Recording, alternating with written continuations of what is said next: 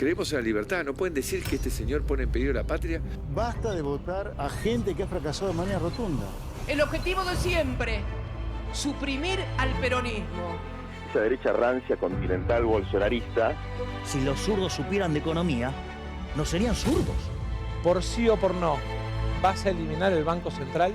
Y me da pena que venga un jubilado a sacar sus monedas para pagarte el churrasco.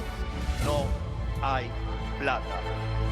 Eres un error en la historia de Argentina, Milei. Eres un error.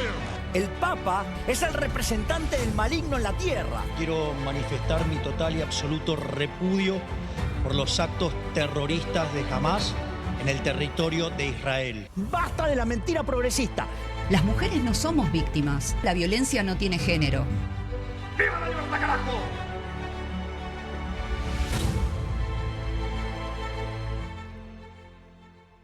Qué gracioso esa presentación, que la mantenemos inalterable, invariable. Y mucha gente lo ha reconocido, diciendo el acierto de todas las secuencias, personajes que han circulado desde la aparición de Milei en adelante hasta su coronación. Lo que quería ser él, en realidad, es una especie de secuaz de Trump, porque Trump es el gran emperador y él apenas es su cadete.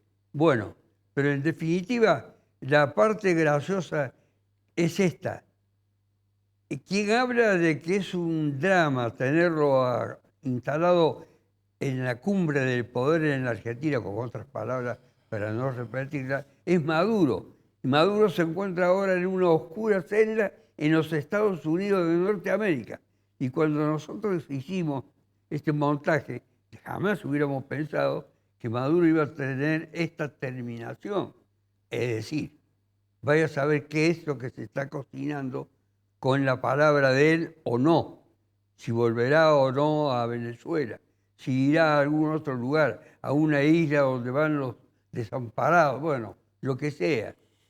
Y le habla a Milei diciendo que es una desgracia para la Argentina, y efectivamente, en eso acertó Maduro, que es una verdadera desgracia Milei para la Argentina, no hay ninguna duda. Ahora, los que creen en Milei pueden seguir creyendo, tienen todo el derecho del mundo para hacerlo. No le estoy cuestionando ese derecho, porque de lo contrario caería en el mismo exceso autoritario que él diariamente cae, aunque últimamente diariamente no aparece en los medios, porque o su lenguaje se ha distorsionado, ha quedado sin vigencia. Hay muchas explicaciones para eso. Pero Maduro, acertó, fue como un golpe de cabeza en el área de Maduro, antes que le ocurriera esta tragedia que está viviendo el ex, lo llamo así, porque él había sido elegido por el voto en unas elecciones clandestinas, pero voto al fin, y había sido aceptado por la Constitución de Venezuela y por la Corte Jurídica de Venezuela y la Corte Electoral también. No van a creer que estamos ahora en Venezuela y nos hemos distorsionado también nosotros, no. Tenemos gente que atraviesa distintas alternativas de la vida social, económica, gremial y política de Córdoba, como debe ser. Quiero empezar con alguien que tiene una representación popular, es concejal del Consejo de la Ciudad de Córdoba, que está sometido actualmente a una intensa tensión por las situaciones conflictivas que sobre todo tuvieron un marcado eco casi tragicómico la semana pasada con la destitución del concejal Ricardo Moreno. José María Romero Vázquez es concejal del Frente Cívico. Buenas tardes. ¿Es concejal del Frente Cívico? Sí, Carlos. Buenas tardes. ¿Cómo le va? Porque yo pregunto siempre a todos porque hay movimiento en los cuerpos legislativos que se... Buenas tardes. Buenas tardes. Buenas noches también, porque Buenas noches. vamos a la noche, a la Buenas tarde y también a la madrugada. Tarde, noche. Bueno, me alegro. ¿Cómo está el Consejo Deliberante en este momento? Son momentos difíciles, convulsionados, revueltos, donde ha sido como un tsunami que pasó por encima de la institución política. Esa es una buena expresión. Sí, un sí. tsunami. Fue un tsunami, como usted dice, está bien en preguntar porque se ha movido todo, se han generado cuestiones muy complejas, muy complicadas. Es algo que aborda a toda la sociedad política, no podemos distinguir partidos, pero fue algo que nos sacudió y se vio en todos los bloques, ¿eh? No en un solo bloque, sino en todos los bloques. Se logró, por supuesto, unir a la oposición ante una situación complicada, ante la ética, ante la moral, que bueno, se intentó de defender la institución y creo que en eso estamos. Yo creo que hubo un proceso de falta de autoridad política o de coordinación política o quizás de decir yo estoy complicado en esto y voy a dar un paso al costado sin generar tanta tensión y tanto revuelto, que muchas veces estas discusiones políticas o estas posiciones políticas ante situaciones tan complicadas, porque es una desgracia lo que vivió la sociedad con esta niña, también no muestran lo mejor, ¿no? Se sigue mostrando lo peor de la política y eso nos lleva puesto a todos y cuesta tanto que la sociedad crea en la clase política o en la conducción política que han sido momentos muy difíciles. ¿Usted Carlos. cree que esos momentos tan difíciles impactaron en la sociedad? ¿La sociedad escuchó el mensaje que surgía de disociación, división, exigencia, imperativa, todo? Yo creo en un hartazgo de la sociedad ante estas cosas. Ya se ve mucho Sí, el hartazgo. eso se arrastra hace mucho. No hemos hecho las cosas bien en la democracia. Pero se ha tomado nota. Si usted me dice, si yo veo que la sociedad ha tomado nota y ha visto que se ha desnudado una situación muy compleja, creo que sí, que tiene razón. Cristian Pérez tiene un lugar preponderante para hacer una visualización, no solamente de la sociedad política, sino del pueblo en general, de la comunidad en general, desde su espacio aquí en Canal T y también en Carlos Paz. ¿Cómo ve la situación actualmente en lo político? Hola Carlos, gracias por la está? invitación. Con respecto a lo que desnudó el caso de Agostina Vega, a ese tema, coincido con el concejal Vázquez, sí, con respecto a que esto ha desnudado también internas dentro, más allá de lo que sucedió, dentro de todos los partidos, pero el que pagó el costo político más alto, sin duda, fue el oficialismo. Y recién ahora esas internas se empiezan a proliferar un poco más allá. Por ejemplo, se empiezan a preguntar muchos concejales del oficialismo dónde está o dónde estuvo Martín Simoñán, que es el presidente de la bancada dentro del Consejo Deliberante, que en el momento de mayor crisis, donde golpeaba de lleno a la gestión del intendente Pacerini, como la espada política del bloque oficialista, no salió. Lo mismo pasó en el Panal con el ministro político, Manuel Calvo, que en plena crisis, como ministro político, ministro de gobierno, no salió a defender o por los medios a ponerle un poco de paño frío o a matizar la situación de ese costo político que estaba pagando, en ese caso el gobierno provincial y en este caso el Consejo Deliberante, ¿no? Porque ser ministro de gobierno y presidente de la bancada oficialista en el Consejo Deliberante es la espada política del intendente y en el panel del gobierno. Ha desnudado muchísimas cosas. También es cierto que ciertos sectores de la oposición, y esto no tiene que ver con que el gobierno baje línea, aquellos que hacemos editoriales o intentamos leer un poco la realidad política, hubo un cierto carancheo, como dicen. Lo que pasa es que si uno dice carancheo, dice, te baja línea el panel, te baja... Hubo ciertas manifestaciones que por lo menos en ese momento de plena crisis no le hacían bien, ¿no? Germán Silva es el secretario del gremio de los trabajadores del neumático, el único gremio que los reúne a ustedes. Exactamente. Hay... Buenas noches, Carlos, un gusto conocerlo y bueno, muchas gracias por la invitación. Bueno, muy amable. Sí, efectivamente, yo soy miembro de la delegación de acá de Córdoba, del Sindicato Nacional de los Trabajadores del Neumático, que por hoy, bueno, tenemos la representación en Córdoba, bueno, de la industria del neumático y a nivel nacional, bueno, estamos... ¿Y ustedes han pasado directamente a la acción porque ha habido tomas de establecimientos. Sí. El Sonda viene aproximadamente hace 3, 4 años en una dinámica de lucha constante ante los embates de las distintas Perdón fábricas. un segundo, Sí. les quiero decir a todos los invitados que aquí se puede interrumpir, no es necesario que yo le dé la palabra ni que me la soliciten. Así que, conociendo esto, adelante Silva. Vamos al debate.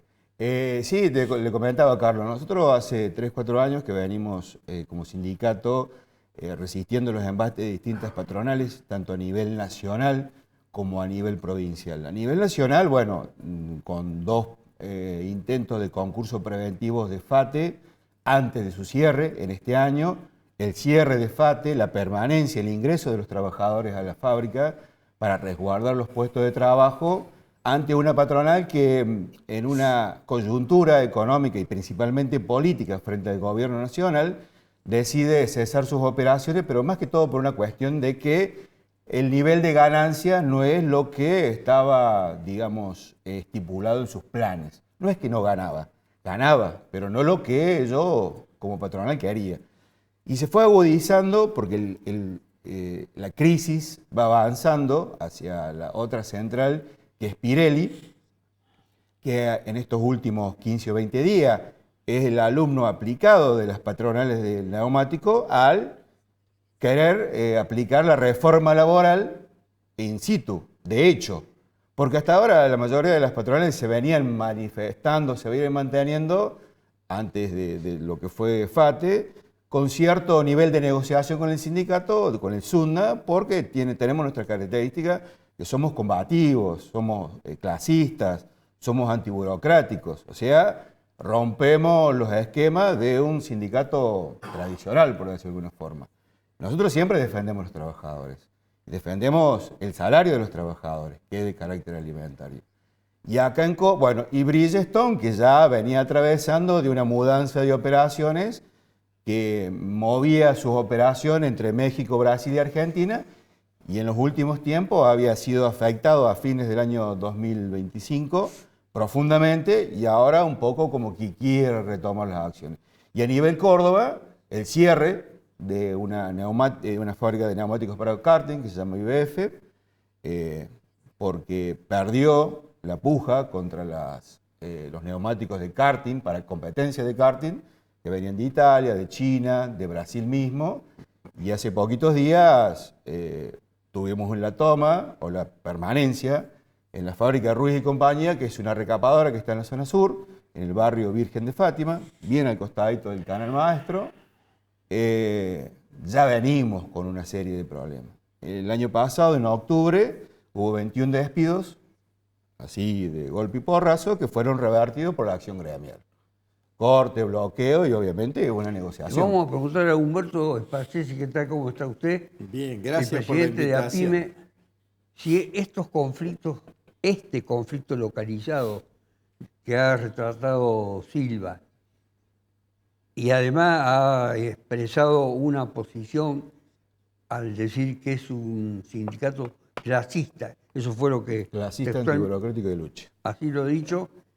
Si repercute en el ámbito de los trabajadores del grupo empresarial que usted preside. Y el grupo que yo presido, que es el grupo de las pymes, sí, son las pequeñas, son las medianas. Cuando uno habla de pequeñas está hablando de 5, 7, 10 empleados. El nivel de relación es absolutamente distinto con ellos. El tema... Lo que nosotros podemos tener dentro de asociados nuestros son empresas que están vinculadas con el caucho, pero haciendo otro tipo de instrumentos, más que nada autopartes para determinadas terminales, no con el tema neumáticos. Pero de todas formas, lo que nosotros sí estamos viendo a nivel general de distintas maneras es una reacción, por supuesto que es necesario que se dé. Nosotros mismos estamos en el mismo planteo de lucha, porque estamos totalmente en contra de este modelo, ¿no? Y tratando de entender por qué nos pasa lo que nos pasa. Tú decías hace un ratito, permíteme que tome esas palabras, de Milei como un instrumento de Trump, como un instrumento de los intereses americanos acá. Convengamos que nuestras economías la de Estados Unidos y la nuestra, no son complementarias, son competitivas. Por lo tanto, cuanto nosotros más crecemos o más avanzamos, más le quitamos a ellos posibilidades. En definitiva, lo que ellos desean es lo que Milei dijo claramente. Nuestro modelo es Perú. Nuestro modelo es empresas extractivistas, ¿sí?, donde hay un 20% que vive bien y un 80% que subsiste a su manera. Lo que se olvidó Milei es que si el modelo es Perú, hay 9 expresidentes de Perú en la cárcel. Allá directamente manda el poder legislativo para determinadas situaciones, todo adentro de la cárcel. Y lo que no se mueve en Perú es la política económica, que es lo que interesa a las grandes potencias. ¿Qué quieren de nosotros? Quieren nuestros recursos naturales, quieren el desarrollo del campo, ¿sí?, los hidrocarburos, pero no quieren una industria. Entonces, en definitiva, ¿qué nos separa a Argentina de Perú? La clase media. Ahí es donde hoy estamos pagando todos las condiciones de esta contracción del mercado interno y este ajuste que ya no se tolera. Y la estabilidad económica también lo separa de Perú, ¿no? Perú, nosotros tuvimos 5 presidentes, ¿cuánto? En una semana. Fue un desastre económico, ¿no? Perú, 8 o 10 presidentes en 8 años. En 10 años. Pero sin embargo, la estabilidad económica ahí no se jode. Ahí la estabilidad económica sí. Después podemos discutir la clase media. El asunto es, pero la estabilidad económica ¿para quién? Pero si eso hubiera pasado acá, ¿qué hubiera pasado? La estabilidad económica sirve en tanto y en cuanto estemos todos adentro y todos podemos seguro comer. Ahora, pero tener estabilidad hubiera sido peor si no hubieran tenido estabilidad económica. Es que definir la estabilidad económica como un objetivo a lograr, yo creo que es un error, es un instrumento. ¿Y entonces cómo hacemos? Lo primero que tenemos que ver es cuáles son las condiciones para que todo el mundo tenga trabajo y todo el mundo pueda vivir en este país. Son 50 hay que ver, el precio de la estabilidad. ¿Qué es lo que significa estabilidad económica? Porque es una cuestión... Que el dólar no se le fue, que no hubo estallidos sociales, por ejemplo. Es una construcción, discúlpame, es una construcción, depende del punto que se lo vea. Entonces, una construcción en la cual, si usted quiere llevar una estabilidad económica, ¿para quién? ¿Por qué? Para el país. ¿A dónde? A ver, yo lo que estoy haciendo es una descripción. ¿Qué país? ¿O qué parte del país? Porque si no, tenemos... A ver, hoy por hoy, la gran base económica de este país es de la clase trabajadora y tenemos una determinada cantidad de gente que acumula riqueza. ¿Para quién es la estabilidad económica? Para los que lo acumulan su riqueza y tienen en la trazabilidad del tiempo asegurada su rentabilidad, o para el resto. ¿Para quién es la estabilidad económica? Para Perú, para ellos. Bueno, pero ¿para ellos quién? Para Perú. Te estoy diciendo que a ver, lo que estoy haciendo es una descripción. Si eso mismo hubiera pasado acá, el debacle económico hubiera sido peor que en el 2001. Todavía. Porque pasaron 5 presidentes en una semana. En ese momento. Allá 8 presidentes, creo, pero, 10 presidentes. Pero la estabilidad económica, el dólar, todas esas cosas, como acá, no se ve reflejado. Bueno, a ver, yo le planteo otra cosa. ¿Qué sería estabilidad económica principalmente? ¿El dólar? ¿O la estabilidad económica Argentina se rige que mucho los por el trabajadores dólar? Tengan un sueldo que le permita vivir, mandar a su hijo al colegio, asegurar la salud, tener vacaciones? Eso es estabilidad económica. En la cual cada persona que trabaje, ya sea con un trabajo de calidad, que es lo óptimo, o que viva de trabajos informales, o sea autónomo, pueda sustentarse. Eso es estabilidad económica. Eso es lo ideal. Claro. Y en eso están todos. A ver si termina... si lo habíamos interrumpido. Sí. Para que complete. Yo quiero completar. Entonces, el ajuste es en la clase media y el instrumento son las pymes. No hay una sola política, ¿sí?, que beneficie a la industria nacional. Las pymes somos cientos de miles en todos lados, en todas las provincias, cientos de miles. Somos los que más trabajo registrado damos. Sin embargo, cada vez nos hacen más difícil poder seguir existiendo. Un mercado interno, que son los consumidores, que cada vez tienen menos dinero. Nosotros abrimos la persiana, no tenemos a quién venderle. Punto 1. Punto 2, producir cada vez es más caro. Más caro los insumos, la energía, absolutamente no bajó nada de los impuestos de la producción. Y por último, nos dejan entrar en forma indiscriminada productos de afuera que a nosotros nos hace imposible poder competir. Con ¿Por productos qué? chinos, claro. ¿Pero por qué? Nosotros en calidad podemos competir con cualquiera. La calidad de los productos argentinos no tiene ninguna diferencia con cualquiera que sea. ¿Dónde está la diferencia? En el costo interno para poder producirlo. Entonces, si a nosotros nos aumentan los costos internos, no lo podemos hacer. ¿Por qué hacen lo que hacen? ¿Porque son perversos? No, porque tienen otro modelo.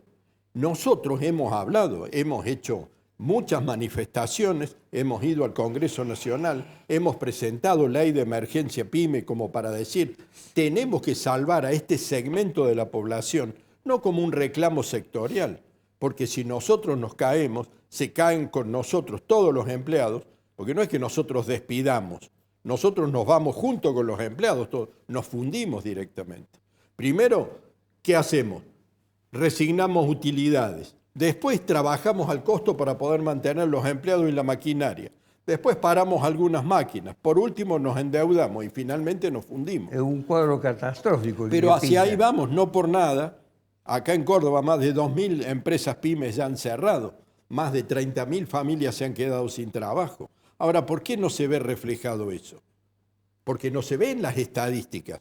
Yo no veo que haya crecido. Bueno, precisamente por todo lo que está pasando en ¿qué hace el desocupado con el dinero que tiene? O se pone una verdulería, o se pone un kiosco, o se pone a trabajar en Uber, o se pone a hacer alguna aplicación para ver de qué manera puede vender a través de Mercado Pago, compra mercadería, la vende por internet para ver si subsiste. ¿Cuánto dura eso? Lo que dura, lo que le han dado como indemnización. Yo creo que ¿qué es lo básico o lo más marcado del requerimiento de la gente para el Consejo Deliberante?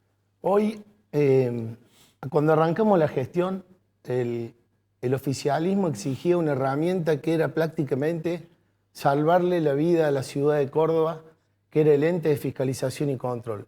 Ellos mismos decían que a través de ese ente se iba a transparentar todo, se iban a terminar las ratoneras, todo, que ellos sabían que había un caldo de cultivo de corrupción adentro de la gestión municipal muy grave. Nosotros lo votamos en contra porque entendíamos que el Ejecutivo tenía las herramientas para ejecutar lo mismo que pedían. Se aprobó el ente de fiscalización y control y no cambió nada. ¿Qué pasa en Córdoba? La ciudadanía exige control precisamente, no descontrol. El Estado cuando se aleja queda ausente de las cuestiones prioritarias. La noche, el transporte, la basura, la seguridad en la ciudad. No pudimos enfocarnos en un tema. Hace 2 años y medio que estamos intentando de salvar el sistema de transporte cuando todos sabíamos que en el 2024 se iba a ERSA. Todo improvisado, nada se discute. Estuvimos 2 años y medio bajo leyes de emergencia. Todavía ¿Es improvisado deliberadamente? Y sí, porque con los estados de emergencia, tanto en economía, en salud y en transporte, nosotros estamos pintados en el Consejo, Carlos. Estamos pintados, no discutimos nada. Vienen y te dicen 1.680 pesos el boleto. ¿Bajo qué parámetros? ¿Qué números hicimos? ¿Qué se viene? ¿Qué sustentabilidad va a tener una empresa que viene y le dan un pliego por 1 año? Todo provisorio, Carlos, todo provisorio. Y este ente de fiscalización y control que iba a manejar desde la Guardia Urbana hasta el control de la noche, hasta el control de la basura, hasta el comercio e industria, era todo, terminó siendo nada. Terminó siendo un ente de fiscalización y descontrol. Y así nos pasó lo de Guachita, ¿no? La habilitaron un 2 de junio y a las 2 horas la clausuraron de nuevo. Ahí salió un último informe que lo habilitaron en el 2016. No estaba la primera vez sí habilitaron, claro, pero todo provisorio. Sí, sí. Y ese día, el 2 de junio, se habilitó y se clausuró en 2 horas. Entonces, nos pongamos los pantalones, esta es la ciudad más grande del país. Yo digo que es la más grande del país porque Cava tiene otro estadio, digamos, de gobierno y todo. Se descontroló esta ciudad, Carlos. En vez de densificarse como toda ciudad por optimizar sus servicios públicos, se expandió, se hicieron barrios en todos lados, todo con habilitaciones provisorias. Hoy nos estamos matando por estacionar un auto en barrios que se hicieron edificios con cientos de departamentos en donde había 3 casas, 4 casas, un terreno, una canchita de fútbol. Todo así, Carlos, todo improvisado. Nosotros en el Consejo Deliberante, con las leyes de emergencia que nos tienen, no discutimos prácticamente nada. Vemos el presupuesto, lo analizamos, criticamos. Es como si estuviéramos contra la pared, gritando contra la pared y poco podemos hacer fuera de algunas cosas que es estar en la calle, estar con la gente, escucharla y acompañar, ¿viste? A la gente. Una de las cosas que le pedimos nosotros al Consejo Deliberante, ya que está, de paso lo digo, hay determinadas leyes, ¿sí?, de contratación. Cuando el municipio necesita adquirir algún bien o un servicio, tiene que recurrir a una serie de normas, porque no es que el funcionario hace lo que quiera.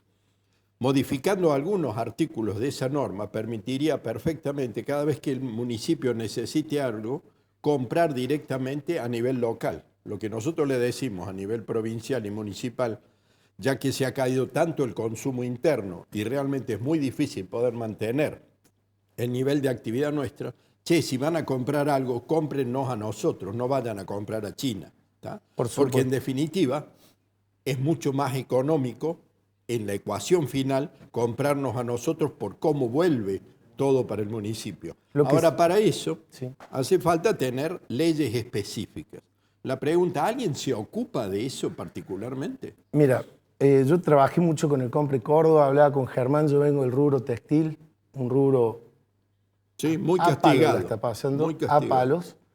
Creo que han cambiado muchos paradigmas del comercio, de la pyme, que hoy somos carísimos en todos lados, no somos competitivos para exportaciones, pero sin escaparle a la pregunta, Pache, sí, vendría muy bien un Compre Córdoba, un Compre Ciudad, liberando de impuestos, que las licitaciones estas automáticas que ya llegan prácticamente ahí cocinadas, que sean verdaderamente transparentes. Si tenés que comprar un insumo para... Le voy a hacer un comentario nomás, Carlos, si me permite. A mí me encanta el comercio exterior. El municipio de Mendoza, a través de una ordenanza, habilitó al municipio, valga la redundancia, el Ejecutivo Municipal mendocino, a importar de forma mayorista y directa como municipio medicamentos para en sus laboratorios y eliminó la intervención de los laboratorios. Solo para el laboratorio estatal. Estamos hablando de Mendoza, que es una de las ciudades que para mí viene mejor. Presupuestariamente ahorraron el 35% por importar directamente. Usted me está hablando de comprar, ¿qué le estoy hablando? Un producto, ibuprofeno por mayor, paracetamol por mayor, no existe acá. Existe en la India, en Pakistán y parte en China. Imagínese un municipio que se preocupa por achicar el presupuesto y el gasto en salud con una ordenanza tan sencilla que lo permita directamente a importar directamente, eliminando una intervención mayorista que sería un laboratorio, lo están haciendo bien. Esas propuestas ponemos un montón. Sí, existen secretarías... Pero el negocio para nosotros no es cerrar empresas a nivel nacional y traer de afuera. Por supuesto que no. Yo creo que yo voy a seguir con el tema en el próximo bloque. Pero aquí ha surgido nítido que aquí el concejal quiere reparar los daños que el Estado ejecuta con su inacción, porque estamos pintados, dijo. Sí. Estamos no me siento, pintados. hablo por mí, pero... Y el presidente de la República quiere destruir el Estado.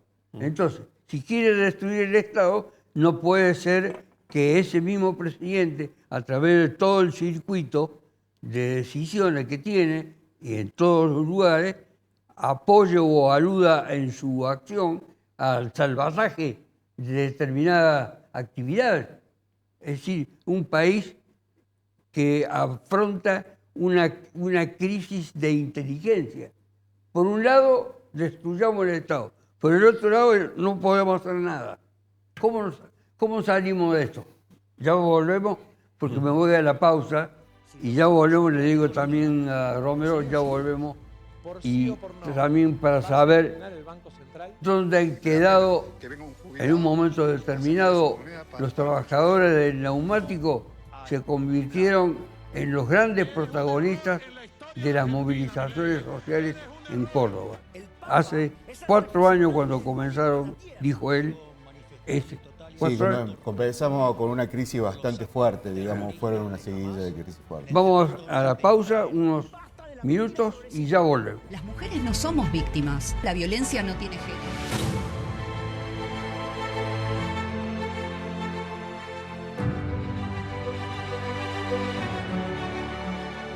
Arte y Joyas, su joyero de confianza, el que mejor paga el oro en Córdoba. Décadas de trayectoria nos avalan. Oro, plata, platino, brillantes, tasaciones. Única dirección.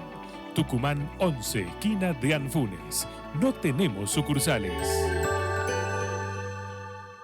Excelente oportunidad de inversión. Departamentos de 2 y 3 dormitorios en Milénica Sagrada Familia y Milénica Autopista Carlos Paz. A $1.250 el metro cuadrado. Entrega y saldo financiado a 10 años en UVA o dólares, más tasa variable. Comercializa Grupo Dinosaurio. El Consejo Deliberante de Córdoba es tu casa. Queremos, junto a los concejales de todas las fuerzas políticas, escucharte y crear con vos las ordenanzas que mejoran la vida de los vecinos de la ciudad. Súmate a dialogar. Te esperamos. www.cdecordoba.gov.ar. Consejo Deliberante de Córdoba.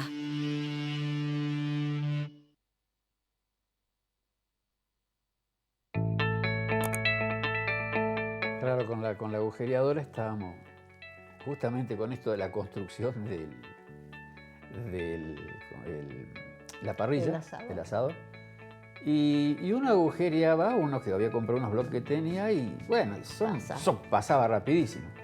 Pero me tocó hacer unos agujeros en los bloques de horizonte y dije, wow, qué diferencia que hay. Qué diferencia. El material es pero buenísimo. Dije, y siempre lo uso cuando me dicen, pero ¿qué tal? Mira, le digo, te digo una cosa, hacer un agujero en un bloque de horizonte no es lo mismo que hacer un agujero en un bloque cualquier otro. La diferencia, la resistencia, la construcción que tiene es muy, muy buena.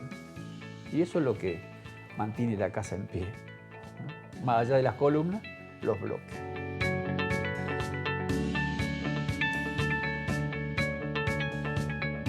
Horizonte, los pies sobre la tierra. Con tarjeta Dino Mastercard tenés descuentos todos los lunes del mes en indumentaria, deportes, electro, muebles y más. Seguinos en nuestras redes y sé el primero en conocer todas las promos. Con la tarjeta Dino Mastercard, agranda tu mundo. El agua es un recurso indispensable para la vida y se está agotando por las malas acciones y la inacción del hombre que provocaron los cambios climáticos. En San Francisco, cada habitante consume un promedio de 465 litros de agua por día, cuando lo recomendable son 260 litros. Seamos más responsables. Cuidemos nuestra fuente de vida, el agua, porque cuidar el agua es cuidar el planeta. Y esa es una responsabilidad de todos. En San Francisco el progreso sigue porque tenemos pasión por hacer. Gobierno de la Ciudad de San Francisco. Con tarjeta Dino Mastercard tenés descuentos todos los lunes del mes en indumentaria, deportes, electro, muebles y más. Seguinos en nuestras redes y sé el primero en conocer todas las promos. Con la tarjeta Dino Mastercard, agranda tu mundo. Arte y Joyas, su joyero de confianza, el que mejor paga el oro en Córdoba. Décadas de trayectoria nos avalan. Oro, plata, platino, brillantes, tasaciones. Única dirección. Tucumán 11, esquina de Anfunes. No tenemos sucursales.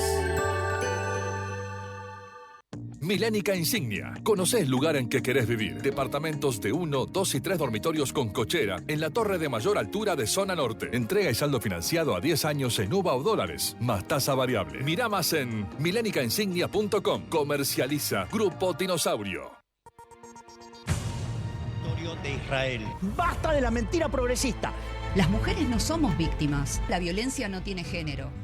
Pérez, ¿cómo salir de esto? Era la pregunta. Estaba por hacer, con otras palabras, la pregunta. Sí. Ojalá tuviera la bola de cristal, ¿no? Pero uno cuando ve la experiencia y un montón de cosas que han pasado... Pero usted tiene un acceso constante, permanente, diario, con los hacedores de las actividades múltiples de una ciudad, de una gran provincia como es Córdoba. Entonces, está en condiciones de evaluar cómo salimos de esta mierda. Lo primero hay que decir que Dios atiende en Buenos Aires, ¿no? Todo lo que sucede allá termina repercutiendo en el interior. A mí me parece que es esa frase que se la adjudican a Schiaretti, pero no es de Schiaretti, que fue de un canciller alemán, ¿no? Tanto mercado como sea posible y tanto Estado como sea necesario, ¿no? Se la dan a Schiaretti, pero Schiaretti la popularizó en las últimas elecciones, pero no es de él. Es de un ministro de Economía de los 70 de Alemania que, bueno, fue el arquitecto de intentar conciliar el mercado con lo social. Por eso me parece que por ahí sería el camino. La verdad que hasta los economistas fallan en cómo salimos de esta crisis, pero me parece que sí se sale con más política, ¿no? Entendiendo la política como esa herramienta de transformación social y económica. Con más política hay... ¿Cuál política? ¿La que viene fracasando continuamente? ¿Y cuál es la que viene fracasando, por ejemplo? Y la política de los partidos conservadores. De Milei, por ejemplo. No, de más atrás. De más atrás. De Kirchner. No hay que echarle la culpa, o sea, hay que echarle gran culpa. Milei es un efecto de gobiernos fallidos anteriores. Exactamente. Que siempre han ido de la mano del poder político del Círculo Rojo, que han favorecido ampliamente a sectores económicos para sacarle a gran parte de la sociedad recursos. Entonces Milei es un emergente de gobiernos fallidos anteriores, tanto de Macri como de, Alberto, Macri y todo lo que vino por detrás. O sea, es un colorario de un montón de años de los partidos tradicionales. ¿Cuál sería? ¿Qué gobierno? Un gobierno, por ejemplo, de la historia. Déjame que le conteste. Yo creo que la solución, que no es nada nuevo, que lo han hecho los países que hoy decimos están desarrollados, es crear riqueza y saberla distribuir. Pero estamos hablando de la historia contemporánea de Argentina. ¿Qué modelo de país? Te vuelvo a repetir. Todos aquellos modelos, porque todos han tenido buenos y malos, grises, ¿sí? Y sombras. Para las pymes han tenido. Todos, para claro. La sociedad. Se generaliza. No. Las pymes en general y la sociedad en general. Tenemos que generar riqueza. Lo que tenemos que hacer es crear riqueza, no achicarnos. No hay plata, como dice Milei. No hay plata, hay que achicar. Cada vez achicamos más. Cada vez el Estado tiene menos recursos porque no cobra. Entonces achiquemos más. Cerremos esto, cerremos universidades, cerremos. Es exactamente al revés. Hay que crear riqueza. Hay que poner todos los elementos como para que la iniciativa. Bueno, pero pongamos nombre y apellido de la historia contemporánea, política argentina. ¿Qué gobierno creen que puede haber sido bueno? Es que no hay uno. Te vuelvo a repetir, no hay uno. Entonces hágalo directamente. Porque si no estaríamos como está. Hemos tenido buenos momentos y buenas etapas. Por ejemplo, todo lo que tenga que ver. No vamos hacia un socialismo bien fundado y que articule. Porque todos los planes, sí, hace falta, porque hasta ahora todas las recetas medianamente, o sea, todas vienen ligadas al capitalismo. Un capitalismo salvaje. Bueno, entonces, cuando veamos la beta del socialismo, seguramente se tendrá la oportunidad histórica de quebrar este... ¿Pero qué socialismo? A mí me da pena mucho porque tengo 50 años y veo que este país, desde que recuperamos la democracia, nos costó muchísimo. Y hoy, comparando en un contexto americano, donde Chile puede pasar de la derecha al socialismo, Uruguay puede hacer lo mismo, Brasil puede hacer lo mismo, Paraguay puede hacer lo mismo, Bolivia con sus matices lo hace, en Perú cuando se portan mal ahí nomás lo guardan, pero hay una cuestión de que para mí es esencial, que no es un diagnóstico, y lo saben todos, es la falta de previsión. Entonces pasamos del proteccionismo a la apertura total. Y nunca pensamos, cuando yo lo escuchaba de Paches y decía tristemente, pensaba por dentro, el misil siempre va a la pyme, y la pyme es lo mismo que la clase media que mantuvo el país toda la vida, y la pyme es la que generaba derrame, consumo. Entonces nos íbamos de una emisión monetaria absurda, descontrolada, que recalentaba la economía, a una economía crocante como esta. Pero nunca dejamos la matriz esencial de la Argentina, que somos extractivistas, sector primario. Eso no cambia. Los negocios para esas personas no le cambian. Pero sí le cambian para el que tiene que generar trabajo, ideas. Ahora, a nivel comercial han cambiado, como decía recién, los paradigmas logísticos de entrega. Existen otro tipo de servicios. La economía se ha volcado más al servicio que a la producción. Esos sectores que usted dijo no quieren respetar ni siquiera las retenciones que están en condiciones de pagar. Es que porque ellos tienen que devolverle al país lo que el país le da. Y tiene que ser una situación ecuánime. Y se tiene que derramar en educación primero. Discúlpenme que lo diga. Se tiene que derramar en educación. Estamos fracasando como país. Nos matamos si uno está de un lado, si uno está del otro.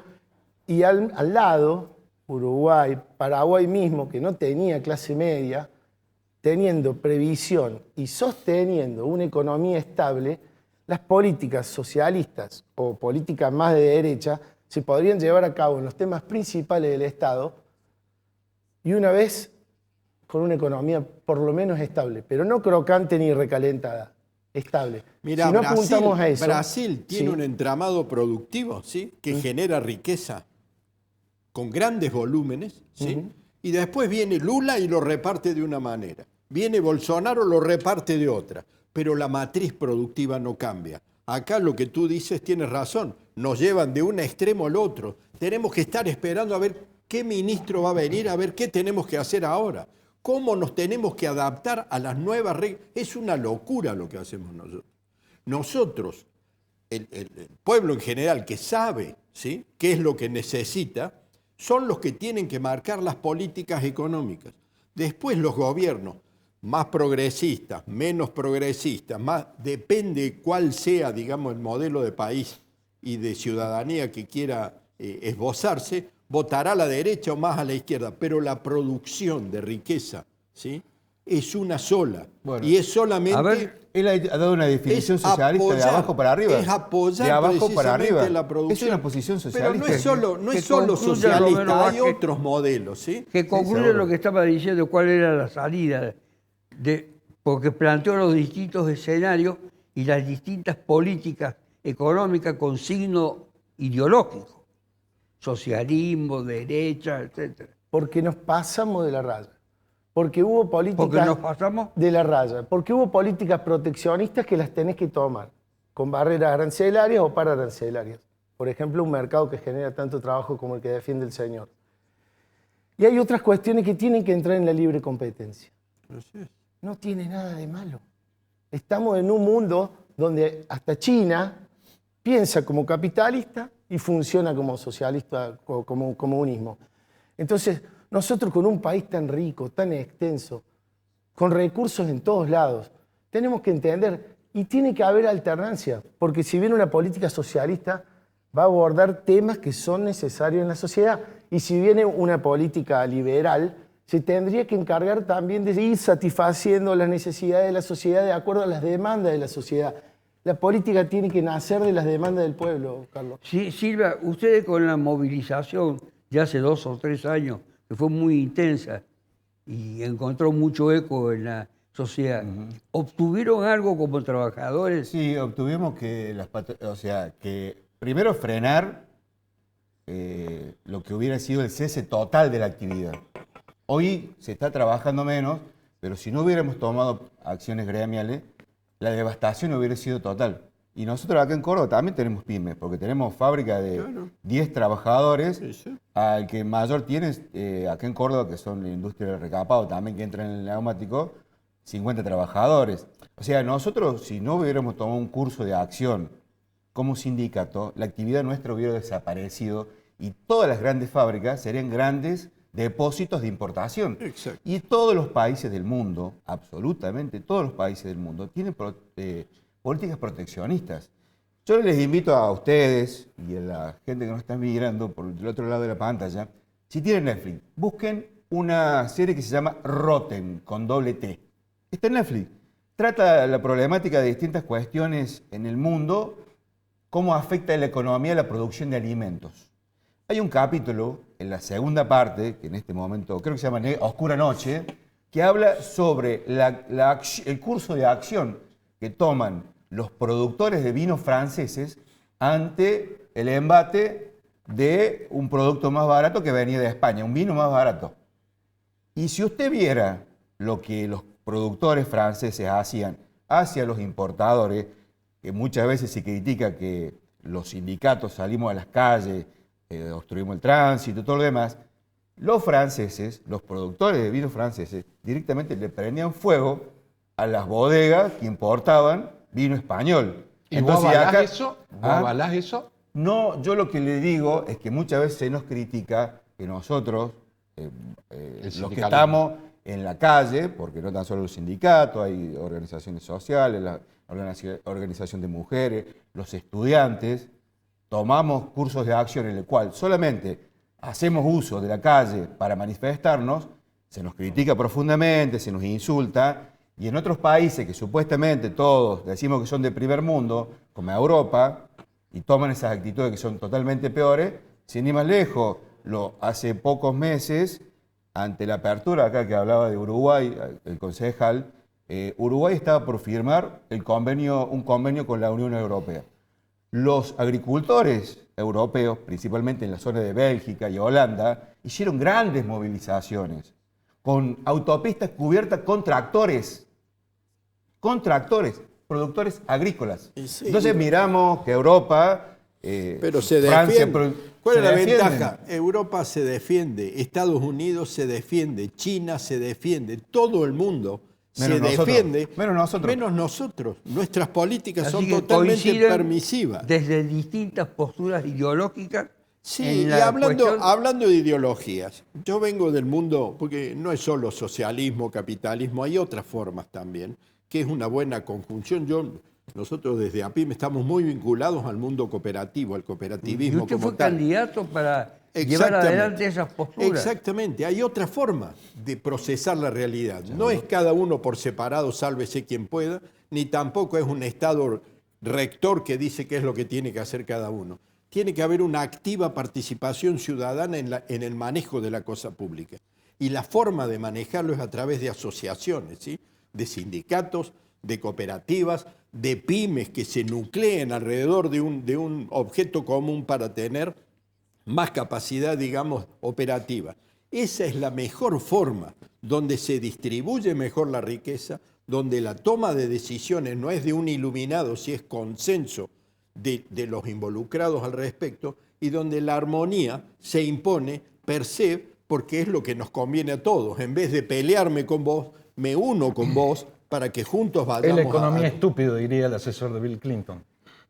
Es la economía, pero pensada desde la perspectiva de que para qué fue creada. Termina ahí. Fue creada, ¿sí? Está bien, pero para el bienestar ahí, de todos. Después hay matices, y pero la única, claro, y la única, está bien eso, pero la única forma, porque Clinton lo decía para ganar afirmar, una elección. Y para afirmar un modelo. Nuestro modelo, al menos lo que pretendemos, es precisamente que dejemos de pensar individualmente y empecemos a mirarnos en forma colectiva. Que hace Pérez con sus programas, ¿advierte un cambio o una dirección distinta o los clásicos de siempre en los actores políticos? ¿Hacia dónde se dirigen?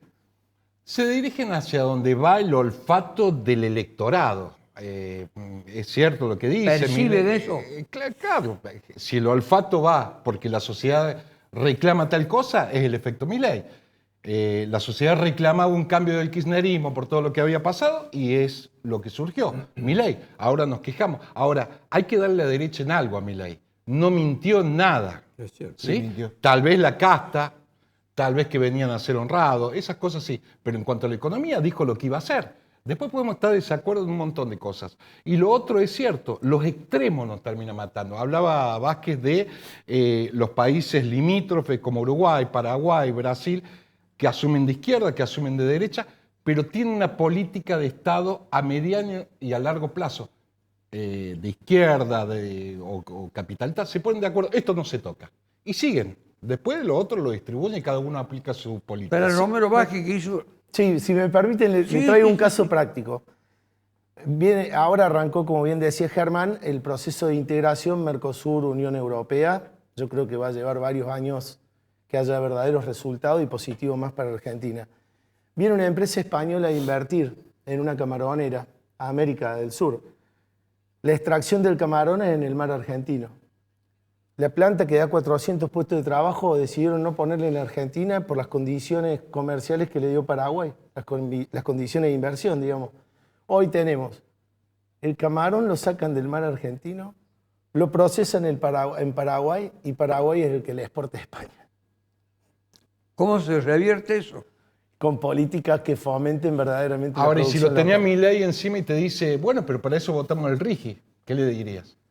No, o sea, está todo bien con el RIGI depende del sector de la economía, porque vos no podés meter a todos bajo las mismas Claro, reglas. las pymes que son los que fomentan... Claro, la pyme, el trabajador de la pyme te consume en la esquina de la casa, te carga la nafta, proveedores. No está invirtiendo en la bolsa, está generando consumo, que es lo que necesitamos. Hoy, si salimos de las políticas macro, que recién escuchaba el riego país, el más bajo de... 400 y pico. Sí, de la historia. Pero yo lo quiero ver en la calle, el riesgo país. Claro. Sé que primero hay que arrancar por tener bases sólidas o cimientos sólidos, pero necesitamos reactivar el consumo. De la macro, ahora estamos en el momento bisagra para bajar a la micro. Si no, no está en la política. Comentarle ahí. No está en las políticas de Milei mucho más que la economía. Mintió mucho más que la economía. Por ejemplo, la defensa de la propiedad privada. El salario, tu salario, su salario, el salario de todo, es parte de la propiedad privada.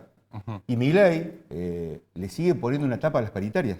Pero él eso lo defiende. No mintió, no estoy a favor ni en contra. No, pero por eso le digo, le contesto voy lo que por la dijo. economía, no hay plata. Después sí discutamos a Adorni, la casta, todas esas cosas mintió. Está a simple vista. Che, no hay plata, convengamos. Para ciertos sectores. Lo decía mi abuelo y yo lo repito. No es que no hay plata.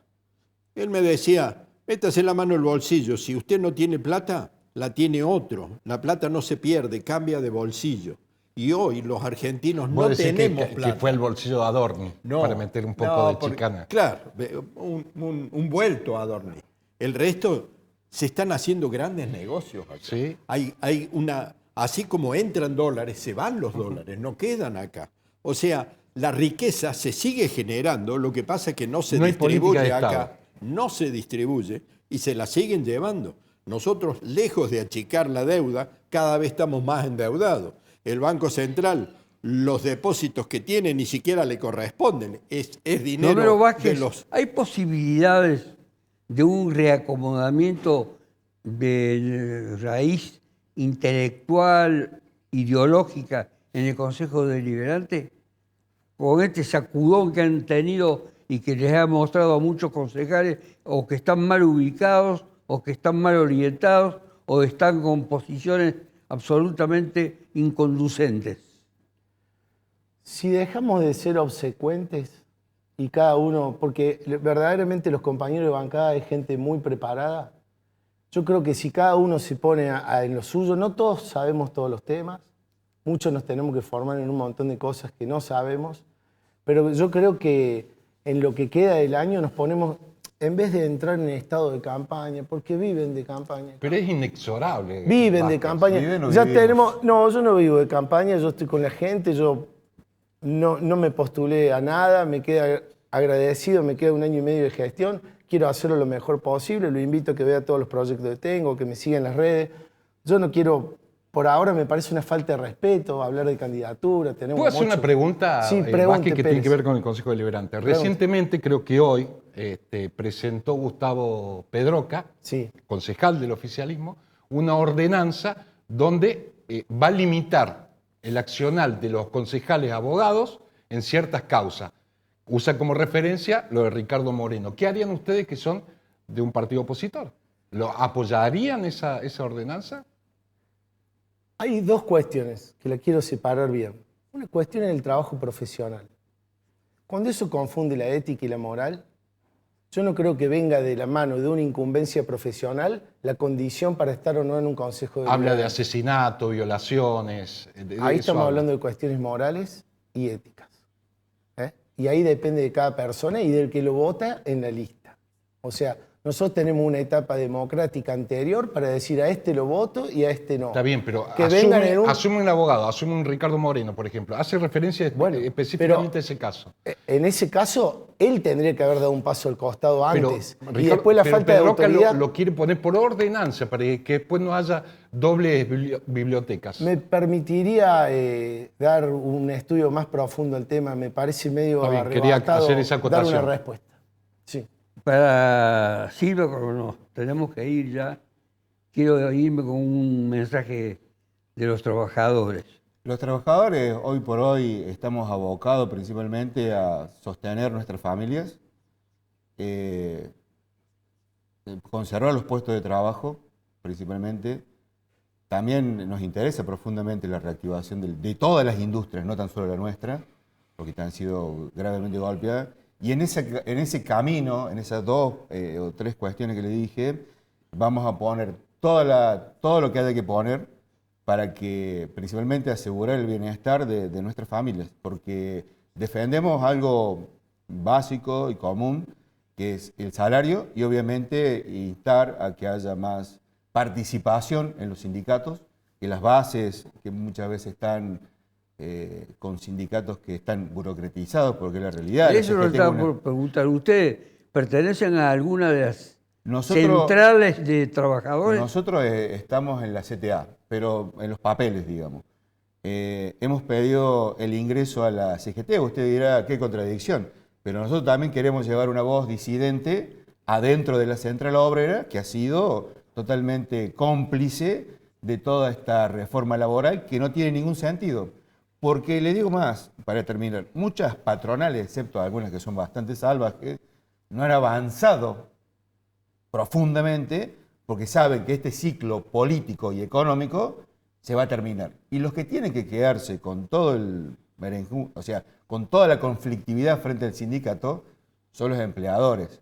Cuando una decisión avalada por todo el poder político los lleva a esto. Entonces muchas empresas prudentemente no han avanzado, porque dentro de todo, el sindicalismo argentino, a pesar de que la CGT durmió su larga siesta, viene con una renovación de las bases. Y esas bases tienen que buscar su lugar para sacar estos famosos gordos con los cuales nosotros no coincidimos. Si bien dialogamos por una cuestión institucional, pero obviamente que nosotros vamos por otro camino.